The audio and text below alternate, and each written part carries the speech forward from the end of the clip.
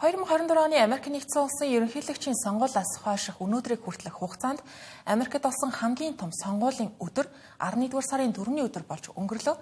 Улс орон дээр болсон орон нутгийн сонгуулиудад ардчилсан нам шийдвэрлэх ялалтуудыг байгуулсан дунд Нью-Йорк хотын захирагчийн сонгуульд ардчилсан намаас нэр дэвссэн Зохроо Мамданы ялалт байгуулсан байгаа нь олонний анхаарлыг хамгийн ихээр татсан үйл явдал болсон байгаа юм. Учир нь тэрээр ерөнхийлөгч Дональд Трампыг шүүмжлэгч гэдгээрээ нэртэй зам нөгөө талаас Нью-Йорк хотын анхны исламын шашинтай Африк гаралтай захирагч болж байгаа нь инээлээ. Нью-Йорк хотын захирагчийн сонгуульд ардчилсан намаас нэр дэвссэн Зохроо Мамданы, Нью-Йорк мужийн захирагч асан Эндрю Cuomo болон бүгд найрамдах намаас нэр дэвссэн Curtis Sliwa нартай өрсөлдөжээ. Өдгөө 34 настай Зохроо Мамданы Нью-Йорк мужийн ассамблеийн гишүүн. Энэ оны ихэр болсон ардчилсан намын урьдчилсан сонгуульд тэрээр 12% илт давуугаар ялалт байгуулж байжээ. Кампанит ажлаа амжиргааны өртөг орон сууцныг бодлогод төвлөрүүлж цахим орчинд тун идэвхтэй байсан нь залуусын дэмжлэгийг ихээр авахд хүргэсэн гэж шинжээчид дүгнэж байна.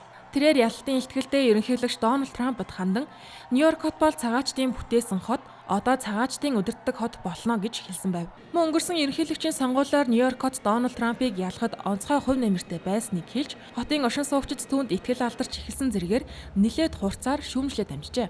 Дональд Трампын хувьд түүнийг сар гаруй хугацаанд олон нийтийн сүлжээнд коммунист хэмээн шүүмжилж, Нью-Йорк мужийн захирагч асан Эндрю Cuomo-г дэмжиж байгаагаа хэлж байв. Энэхүү Нью-Йорк хотын захирагчийн сонгуулиас гадна 11-р сарын 4-ний өдөр Америк нэгдсэн улсад өөр олон муж хотуудад томоохон сонгуулиуд болж өнгөрсөн. Ажиглагчид Америк нэгдсэн улсын ерөнхийлөгч Дональд Трамп цагаан ордонд иргэн ирснээс хойш анхны томоохон сонгуулийн өдөртөө нүүр туллаа гэж дүгнэж байна. Мигмар гарагийн орой улс орон даяар болсон орон нутгийн сонгуулиудад ардчилсан нам шийдвэрлэх ялалтыг байгуулсан байгаа юм. Тухайлбал Нью-Йорк хотын сонгуулиас гадна ардчилсан намынхан Виржиниа, Нью-Жерси, Калифорни мужуудад ялалт байгуулж Дональд Трампын дэмжсэн нэр дэвшигчид унсан байгаа нь бүгд найрамдах намынханд тодорхой хэмжээнд анхааруулга болсон гэж шинжээчид дүгнэж байна.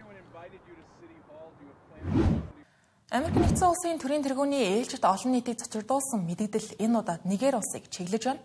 Ерөнхийлөгч Дональд Трамп өнгөрсөн 7 хоногт Америкийн цэргийн хүчийг ашиглан Нигерт болж байгаа христийн шашинтнуудын эсрэг хүчирхийллийг зогсооно гэдгийг хэлсэн байна. Доолмаар Нигер улсад олон нийтийг хамарсан жагсаал цуглаан дэгдэж, хөрс зэрэгэлдэх улс орнуудаас асуудлыг яриа хэлэлцээр шийдвэрлэхийг уриалж эхлэв байна. 232 сая хүн амтай Баруун Африкийн улс болох Нигер улсын ерөнхийлөгч Бола Тинубугийн хамгийн сүүлийн өргөтгсөн зөвлөгөөнд хэлэлцсэн гол асуудал нь Америк нэгдсэн улсын ерөнхийлөгч Дональд Трампын Truth Social платформ дээрх мэдэгдэл байлаа.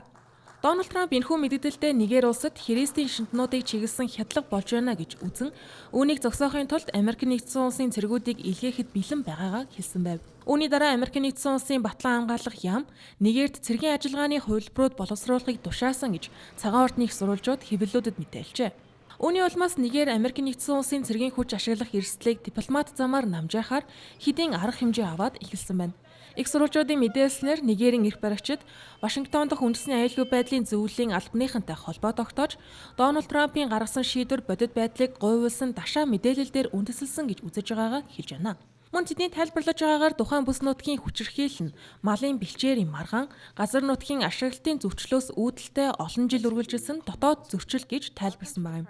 Энэхүү зөрчил маргааны улмаас 2010 оноос хойш 12,000 гаруй хүн ам өргөцсөн гэж зэвсэг мөргөлдөөний байршил үйл явдлын талаарх мэдээллийг өгдөг Armed Conflict Location and Event Data Project олон улсын судалгааны байгууллагаас мэдээлсэн байна. Энэхүү үйл явдал нь олон улсын анхаарлыг татсан Боко Харамын бослогоос тустай асуудал бөгөөд тус бүлэглэл одоо Нигерийн хойд зүгийн исламын шашинтай тосгодод байгаа юм а. За энэ 7 хоногт тун хачирхалтай олон нийтийн анхаарлыг татсан үйл явдал цагаан ордонд болох гэж байна. Та тодорхойлбол нэгэн үе түүнийг барьжлахын тулд 10 сая $10 шанал хүртэл зарлаж байсан Америк нэгдсэн улсад Сирийн улсын төр ерөнхийлөгч Ахмад Аш-Шара айлчилж байгаа. Энэ үеэр тэрээр ерөнхийлөгч Дональд Трамптай уулзна. Энэ нөрөө Сирийн улсын албан ёсны төрийн тэргүүн Америк нэгдсэн улсын нийслэлд айлчилж байгаа сүүлийн 80 жил дэх анхны тохиолдол болох юм. Сирийн гадаад хэргийн яамнаас ерөнхийлөгч Ахмад Аш-Шараг Вашингтонд төрийн ажил хийж байгаа талаар мэдээллээ. Ингэхдээ хоёр улсын төрийн тэргүүд хоёр орны харилцаанд шинэ хуудсыг нээж, хориг арга хэмжээг цуцлах, хамтын ажиллагааг өргөжүүлэх асуудлуудыг хэлэлцэх талаар хэлсэн байна. Мөн Америк нэгдсэн улсын Сир улсад суугаа тусгай төлөөлөгч Том Барак Ахмадашара айлчлалынхаа үеэр Америк нэгдсэн улсын тэргүүлсэн олон улсын нийслэлд нэгдэх тухай гэрээнд гарын үсэг зурхаар төлөвлөж байна гэж хэлсэн байна. Ахмадашараг Вашингтонд эрэхтэй зэрэгцэн Америк нэгдсэн улсаас нэгдсэн үндэсний байгууллагад хүсэл тавьсны дагуу Ахмадашарад ногдуулаад байсан 20 арга хэмжээг туслах шийдвэр гаргасан байна. Ахмадашара нь өнгөрсөн оны 12 дугаар сард Башар ал-Асадаас эрх мэдлийг булан авснаас хойш Сирийг дэлхийн том гүрнүүдтэй дахин харилцаа тогтоох оролдлогыг хийж байгаа нэ.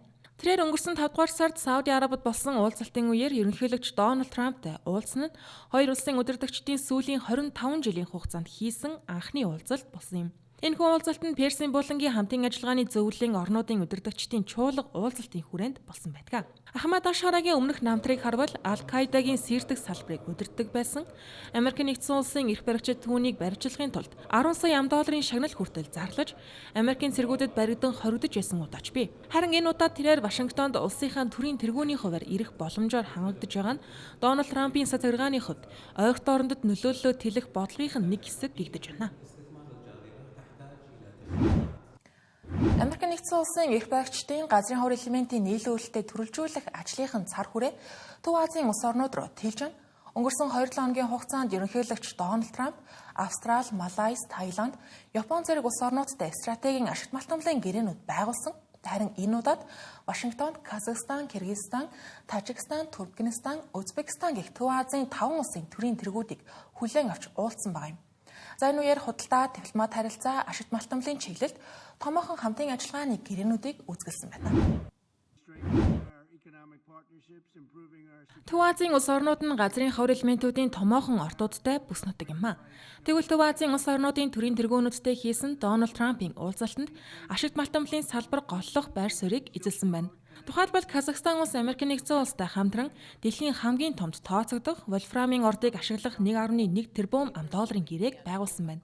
Энэхүү хамтарсан төслийн 70%-ийг Америк нэгдсэн улсын Caucus Capital Group компани эзэмших юм. Мөн Америк нэгдсэн улсын Экспорт-импортын банк $900 сая санхүүжилт өгөхөөр сонирхож байгаа гэдгээ илэрхийлжээ. Цааш Америк нэгдсэн улс, Казахстан, Тажикстан, Узбекистаны үндэсний агаарын тээврийн компаниудад 37 ширхэг Боинг онгоц нийлүүлэх хэрэгцээрийг байгуулж нийтдээ 30 гаруй гэрээ Америк нэгдсэн улсын компаниудтай байгуулагдсан нь нийт $17.2 тэрбум хөрөнгө оруулалтын баримт бичигт тооцогдсон байна. Харин дипломат чиглэлээр Казахстан улс Америк нэгдсэн улсын санаачилсан Абрахамын хэлэлцээрт нэгдэхээр болсон гэдгээ зарлалаа. Казахстан улсын ерөнхийлөгч Касим-Жомарт Токаев Израиль улсын ерөнхий сайд Биньямин Нетаньяхутай энэ асуудлаар утсаар холбогдсон ярьж Казахстан улс энэхүү хэлэлцээрт нэгдэхээр болсон гэдгийг хэлжээ.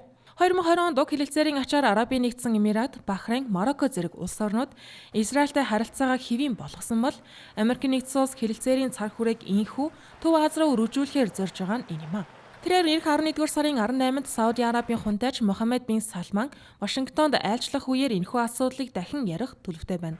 Ерөнхийдөө нэг талаас Төв Азийн улс орнууд Хятад болон Орос улсаас хэд хамааралтай худалдаа, аюулгүй байдлын тэнцвэргүй байдлыг Америк нэгдсэн улстай хамтарч ажилласнаар тэнцвэржүүлэхийг зорж байна гэж хэлж болох юм. Нөгөө талаас Төв Азийн талаарх Америк нэгдсэн улсын сонирхол иргэн сэргэж байгааг нь илрэл гэж шинжээчид дүгнэж байна. Америк нэгдсэн улсын засгийн газрын үйл ажиллагаа төсвийн асуудлын улмаас түүхэндээ байгаагүй урт хугацаанд буюу 40 хоног зогсоод байгаа. Гэхдээ энэ 7 хоногийн сүүлчээр эргээд хэвийн байдалд орж магадгүй байна. Учир нь өнгөрсөн нямгарагт Сенат дахь ардчилсан намын 8 гишүүн бүгд найрамдах намын эсрэг буулт хийж Сенат төсвийн хуулийг 60-40 саналын харьцаатайгаар дэмжсэн байгаа юм а. Энэхүү Сенатаар дэмжигдсэн холбооны засгийн газрын шинэ санхүүжилтийн багц нь хөдөө аж ахуйн яам, хүнс эмийн удирдах газар, ахмад дайчдын хэрэг эрхлэх газар, цэргийн барилга байгууламж, Конгрессийн үйл ажиллагааг бүрэн санхүүжүүлэх 2026 оны 1-р сарын 30-ныг хүртэлх агуулгатай юм а. Хуулийн төслийг байнгын хороо 2 намын удирдлагууд сар гаруй хугацаанд хэлэлцсэний эцэст энэхүү Сенатаас дэмжлэг авсан байгаа нь энэ юм. Тохиролцооны дагуу ардчилсан намынхан Дональд Трампын сацаргаанаас 10-р сарын 1-нд төсөв дуусангууд халагдсан төрийн албан хаагчдыг дахин ажилд авахыг шаардаж байгаа юм. Үүний хариуд Сенат 12-р сард Барак Обамагийн үед батлагдсан эрүүл мэндийн татварын хөнгөлтүүдийг сонгох тухай хуулийн төслийг хэлэлцэх амлалт өгсөн байна. Энэхүү тохиролцоог боловсруулахад Сенатын олонхын тэргүүн Джон Тюн болон Ангус Кинг, Жин Шахин, Меги Хаасан зэрэг ардчилсан намын сенатууд мөн бүгд найрамдах намын сенат Сьюзен Коллинс нар оролцсон байна. Мөн хаалттай хилцүүлгүүдэд ерөнхийлөгч Дональд Трамп өөрийн биеэр оролцсон гэж их сурвалжууд мэдээлж байна. Ийхүү хоёр намыг хийлцэлд хүрэхэд хоол хүнсний тусламж хөтөлбөрийн зогсолт, олон улсын нислэгүүд мянгаараа туслагдаж эхэлсэн зэрэг засгийн газрын үйл ажиллагаа зогссны улмаас үүссэн үр дагаврууд чухал түлхэц болжээ. Хуулийн төслийг дэмжсэн 8 ардчилсан намын сенатын ачаар сенат хэлэлцүүлгийг үргэлжлүүлэх эрхийг авсан байгаа юм. Цааш хоёр танхимд хоёуланд нь батлагдвал төрийн албан хаагчид цалин хүс нөхөн олгороо авах нөхцөл бүрдэх юм. Түүнчлэн бүх яам агентлагт олон нийтийн ажилтнуудыг дахин халахгүй байх хориг тавигдах бөгөөд энэ хориг 2026 оны 1-р сарын 30-ны хүртэл хүчинтэй байна. Энэ 7 хоногт Америкийн нэгдсэн улсын дээд шүүхийн шүүгчид Дональд Трампыг эдийн засгийн онц байдлын үеийн арга хэмжээний хуулийг ашиглан олон улс орнуудын бараа бүтээгдэхүүнд тариф тогтоосон хэргийг хууль эрхцэн үндэстэй эсхийг наривчлан шалгаж эхэлсэн байна. Хэрвээ дээд шүүх тарифыг хүчинтэй хэвээр нь үлдээвэл ерөнхийлөгчийн эрх мэдэл урьд өмнөхөөс өлөмж хэмжээнд өргөжих бол хүчингүй болох юм бол Дональд Трампын сацагаргаа нөхөн төлбөрөөс эхлээд олон асуудалтай нүүр тулах юм а. Америкийн нэгдсэн улсын дээд шүүхийн тарифтай холбоотой шүүх хуралдаан албан ёсоор эхэллээ. Одоогийн байдлаар дээд шүүхийн олонх нь консерватив шүүгчид байгаа тул нөхцөл байдал Дональд Трампын сацагаргааны талд эргэх магадлалтай байсан боловч хурлын эхний өдөр Дональд Трампын сацагаргааны хуульчид ихэнх шүүгчдээс зарим баруун жигүүрийн шүүгчдээс хүртэл хүндхэн асуулт шүүмжлэлүүдийг авсан байна. Нөгөө талч гэсэн ялгаагүй шүүхэд нэхэмжил гаргасан жижиг бизнесүүд болон муж улсуудын өмгөөлөгчид ерөнхийлөгчийн үндсэн эрх мэдэлд шүүх ямар хязгаар тавьж болох вэ гэсэн шүүгчдийн асуултанд хариулт өгөх шаардлагатай болсон байгаа юм. Хуралдаан цангийн сайд Скотт Бессент, худалдааны сайд Ховард Лутник зэрэг засгийн газрын өндөр албан тушаалтнууд оролцсон. Бараг 3 цаг үргэлжилсэн энэхүү шүүх хуралдаан нь эдийн засаг улс төрийн хувьд түүхэн ач холбогдолтой тооцогдож байгаа. Шүүгчид нэг талаас ерөнхийлөгч Дональд Трамп Конгрессээс зөвшөөрөл авахгүйгээр олон улсын онцгой байдлын эдийн засгийн эрх мэдлийн тухай хуулийн хүрээнд дэлхийд дахинд тариф ногдуулах эрхээ хууль ёсоор ашигласан уу гэдгийг хэлэлцэж байгаа. Мөн Канада, Хятад, Мексик зэрэг улсад фентанилтай холбоотой тусгай тариф ногдуулсан шийдвэрийн хууль ёсны байдлыг ч гэсэн авч үзэж байгаа юм. Харин нөгөө талаас тарифтай тэмцэж байгаа жижиг бизнесүүд болон мужуудын эвсэл ерөнхийлөгч Дональд Трамп хуулийн дагуу олгогдсон эрх мэдлээ хэтрүүлсэн гэж үзэж байгаа бөгөөд хэд хэдэн доод шатны шүүхүүд үүнтэй санал нийлээд байгаа юм. Харин одоо эцсийн шийдвэрийг дээд шүүх гаргах гэж байна. Хэрвээ шүүх Дональд Трампын тарифыг хүчингүй болговол Америкийн нэгдсэн улсын цэцгэрга олон 10 тэрбум $10 тарифын орлогыг буцаан төлөх шаардлагатай болж магадгүй. Энэ нь Дональд Трампын худалдааны бодлогын хууль зүйн үндсийг ганхуулахын зэрэгцээ олон улсын хэлэлцээнд түүний ашиглаж байгаа гол хөшүүргийг нь үгүй хийх магадaltaй юм а. Америкийн нэгдсэн улсын төрийн байгууллагуудын үйл ажиллагаа зогссноос болж хөдөлмөрийн зах зээлийн албан ёсны статистик мэдээлэл зогсон байдалд ороод байгаа. Тэгвэл энэ орон зайг хувийн секторын судалгааны байгууллагууд газрууд нөхөхийг оролцсон нэлээд цочирдуулан үр дүнг харуулж байна. Тодорхойлох юм бол Challenger, Gray and Christmas компани судлаачдын олж тогтоосноор Америкийн нэгдсэн улсад өнгөрсөн 10 дугаар сард ажлын байрны цомогтол эрс нэмэгдэж өнгөрсөн сард л гэхэд нийтдээ 163 мянган гаруй ажлын байр цомогтолд өртсөн байгаа юм байна. За энэ нөрөө өнгөрсөн оны мөн үеэс 175%-аар өссөн үзүүлэлт болж байгаа юм а. Америкийн нэгдсэн улсад энэ оны 10 дугаар сард ажилтнуудыг цомогтох мэдэгдэл огцон мөсөж, хэмэл ойны нөлөө, засгийн газрын ажил саацсан зэрэг нь хөдөлмөрийн зах зээлд сөргөөр нөлөөлж эхэлснийг харууллаа. Challenger, Gray and Christmas компани пүрэв гарагт гаргасан тайланд дурдсанаар өнгөрсөн сард нийт 153 мянган гаруй ажлын байрны цомогтгол зарлагдсан байгаа нь өнгөрсөн оны мөн үеэс 175%-аар өссөн гэдгээс гадна 2003 оноос хойших 10 дугаар сарын хамгийн өндөр үзүүлэлт болсон байна. Түүнчлэн он гарснаас хойш 10 сарын хугацаанд нийтдээ 1 сая гаруй ажлын байр үгүй болсон байгаа нь өнгөрсөн жилийн ижил хугацаатай харьцуулахад 65%-аар нэмэгдсэн үзүүлэлт болсон байна. Сүүлийн саруудад Amazon, Target зэрэг томоохон корпорац компаниуд олон мянган ажлын байраа танахаа мэдэгдсэн. Тэдний зарим нь хэмэл ойны нөлөөг гол шалтгаан гэж тайлбарлаж байгаа юм. Гэвч цомогтголын мэдэгдэл нь шууд ажилгүйдэл нэмэгдэн гэсэн үг биш. Бодит ажилгүйдлийн төвшөнт нөлөөлөхөд хугацаа шаардлагатай гэж судлаачид үзэж байна. Нөгөөтэйгүр түүхэндээ хамгийн удаан хугацаанд үргэлжилж байгаа Америкийн нэгдсэн улсын засгийн газрын зогсолт нь хөдөлмөрийн зах зээлийн нөхцөл байдлыг үнэлэхэд хүндрэлтэй болгож байгааг дурдхан зүйтэй. Хөдөлмөрийн яамны албан ёсны статистик үзүүлэлтүүд тэр дундаа ажилгүйдлийн түвшин болон сар бүрийн цалин хөлсний өсөлтийн тайлан 10 дугаар сарын эхнээс хойш зогсоод байгаа юм. 10 дугаар сарын 3-нд гарах байсан 9 дугаар сарын ажлын байрны тайлан нийтлэгдээгүй бөгөөд энэ сард гарах ёстой 10 дугаар сарын тайланч гэсэн цуслагдсан байна. Энэ нь холбооны нөөцийн сангийн шийдвэр гаргах үйл явцад саад учруулж байгаа талаар салбарын шинжээчид хэлж байна. Өргөжлөлтөнд та бүхэнд Америкийн нэгдсэн улсын технологийн салбарт болж байгаа онцлог үйл явдлуудаас таймлан мэдээлэх гэж байна. Та тэгэхээр өнгөрсөн 7 хоногт Star Cloud нэртэй компани дата төв байгуулах төслийн анхны туршилт эхэллээ. Google компани SunCatcher нэртэй дэлхийн тойрог замд дата төв барих төслөө танилцуулсан байна. Тус компани 2 жилийн дараа туршилтын хөөргөлтүүдийг хийж эхэлнэ.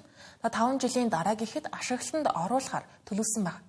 Эдгээрээс гадна Nvidia, Amazon, Starlink гэсэн мөн адил сансарт дата төв байгуулах амбицтай байгаагаа хэлж байгаа. Ингэснээр технологийн компаниудын дараагийн том амбиц сансарт дата төв байгуулах тухай байгаа юм. 21 сарын өмнө үүсгэн байгуулагдсан Star Cloud нэртэй стартап дата төв байгуулах төслийнхөө эхний хиймэл дагуулыг амжилттай хөрөглөө. Ойролцоогоор 60 кг-ийн жинтэй хөргөгчөг хэмжээтэй уг хиймэл дагуулын дотор нь Nvidia-гийн H100 график карт байгаа юм. Энэхүү хиймэл дагуул нийт 11 сарын туршид H100 график картыг сансарт ажиллуулж турших даалгавартай. Хэрвээ туршилт амжилттай болвол тус компани илүү том хэмжээтэй дата төвүүдийг сансарт байрлуулахар төлөвлөж байна. Хэрвээ төлөвлөгөөний дагуу хэрэгжүүл 4 км-ийн урт дөрвөлжин нарны панелийн тусламжтайгаар цэнгээ авах 5 ГВт-ийн чадал бүхий дата төвийг байгуулах юм. Харин Google компани тухайд SunCatcher нэртэй төслийнхөө хүрээнд 2030 он гэхэд сансарт дата төв ажиллуулж эхлүүлэх зорилготой. Тус компани эхний ээлжинд 81 ширхэг хиймэл дагуулыг 650 км-ийн өндөрт дэлхийн тойрог замд байрлуулахар болжээ. Үүнд өөрсдийнх нь хөгжүүлдэг TPU нэртэй процессорыг суйрлуулж турших юм. Харин Amazon-ы үүсгэн байгуулагч Jeff Bezos 10 жилийн дараа сансар дата төв барих чухал бааз болно гэдэгт итгэлтэй байгаагаа Италид болсон арга хэмжээнд оролцох үеэрээ хэлсэн байна. Мөн Elon Musk сансарт дата төв байгуулах төсөл эхлүүлж байгаагаа зарлаад байгаа юм. Сансарт дата төв байгуулах нь 3 гол давуу талыг бий болгоно. Нэгдүгээр хэмэл оюуны хэрэглээ хурдцтай нэмэгдэж байгаа энэ үед эрчим хүч хамгийн чухал түлхүүр нь болоод байгаа лээ. Тэгвэл сансарт нарны энергийг ашиглаж тасралтгүй хангах эрчим хүчний их өсөртэй болох юм. Мөн илүү өндөр хүчин чадал бүхий дата төвүүдийн хэрэгцээ үүсч тэдгээрийг хөргөх систем шаардлагадах усны нөөц гол асуудал болоод байна. Харин сансрын орчин хасах 270 градус орчим хүйтэн тул хөргөх шаардлага үүсэхгүй. Ингээд харуул нэг талаас хүчрхэг хэмэл оюуныг ажилуулах байгаль дээлтэй арга нь сансарт дата төв байгуулах юм. Гэхдээ технологийн компаниуд хэд хэдэн сорилтуудыг давах шаардлагатай. Нэгдүгээр сансарт энгийн процессор хэдхэн өдөр л ажиллаж чадна. Тиймээс сансарт ажиллаж чадах үз тооцоолох системийг хөгжүүлэх хэрэгтэй болоод байгаа бөгөөд зарлыг нь бууруулах шаардлагатай байгаа юм. NASA-гийн ашигладаг RAD 750 процессор гэхэд тус бүр нь $200,000 өртөгтэй. Дараачих нь тээвэрлэлтийн зардал. Одоогийн байдлаар тооцоолох системүүдээс бүрдэх нэг тавцанг сансарт өөрөхөд $800,000 өртөгтэй. Дундаж дата төвд ийм хэмжээний тавцан 2500 ширхэг шаардлагатай. Харин гурав дахь нь хэрэглэн тохирох үз хэмжээний хоцрогдолтой байх хэрэгтэй. Эдгээр сорилтуудыг давж чадвал олон улсын сансрын станц шиг хэмжээтэй байгууламжууд дэлхийн тойрог замд байрлан бидний хэмэл оюуны хэрэглээнд ашиглагдах нэ. Гэхдээ бүх зүйл зөвхөн технологи шинжилгээ ухааны сорилтуудыг даваад болчих зүйл биш. Хүндрэлтэн бидний гэр улсын цэнхэр гаригийн тойрог зам дээр өдөр ирэх тусам сансрын хог хаягдал дүүрсээр байна. Үүнийг ч бас бодолцож үзэх шаардлагатай юм. Өнгөрсөн 7 хоногт Tesla компани хувьцаа эзэмшигчдийн ихэнх нь буюу 75% нь Elon Musk-д нийтдээ $1.8 ам цалин урамшуулал олох саналыг тэмцсэн байна. Ингэснээр тэрээр тодорхой нөхцлүүдийг биелүүлж компани үнэлгээг $8.5 ам хүргвэл энэ хэмжээний буюу $1.8 ам цалин урамшууллыг авах боломжтой болно.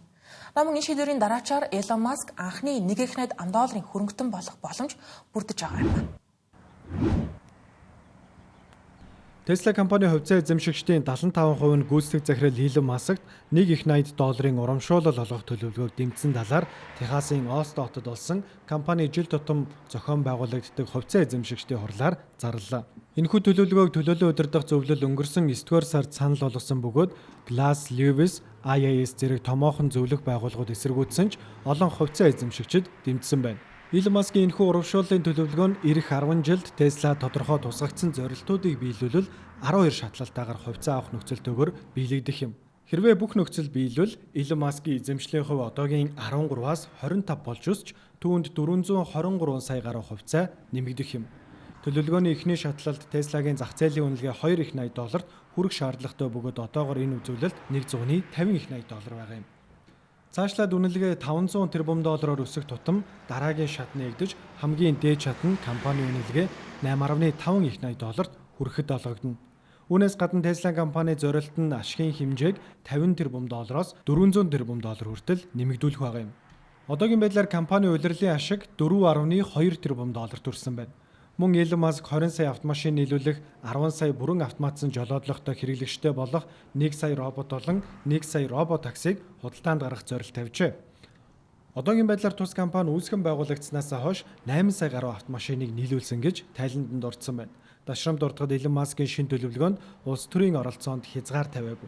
Мөн Tesla-тай ажиллах хамгийн бага хугацааны шаардлага тусгаагүй байгаа нь анхаарал татаж байна. Elon Musk-ийн улс төрийн байр суурь Tesla-гийн борлуулалтанд сөргөөр нөлөөлөх нь Америк нэгдсэн улсын ерөнхийлөгчийн сонгуулиас эхлээд түүний цагаан ордноос явах хүртэл хугацаанд тод харагдсан. Ямар ч тач компани хувьцаа эзэмшигчид Elon Musk-ийн төлөвлөгөөг баталснаар тэрээр дэлхийн хамгийн өндөр үнэлгээтэй цалинтай гүйцэтгэх захирал болох төлөвтэй болж байна.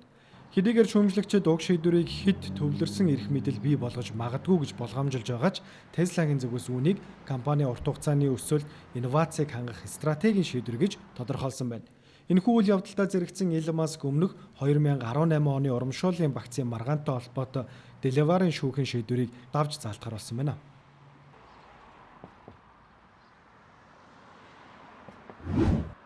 Ухаалаг гар утасны зах зээлийн хоёр томоохон тоглогч хиймэл оюуны салбарт хамтрах хэлцэлд хүрэхэд тун ойрхон ирээд байна. Тодорхойлох юм бол Apple компани Siri хиймэл оюунд тусалгаа илүү ухаалаг болгохын тулд Google-ийн Gemini-г ашиглахаар болсон байна.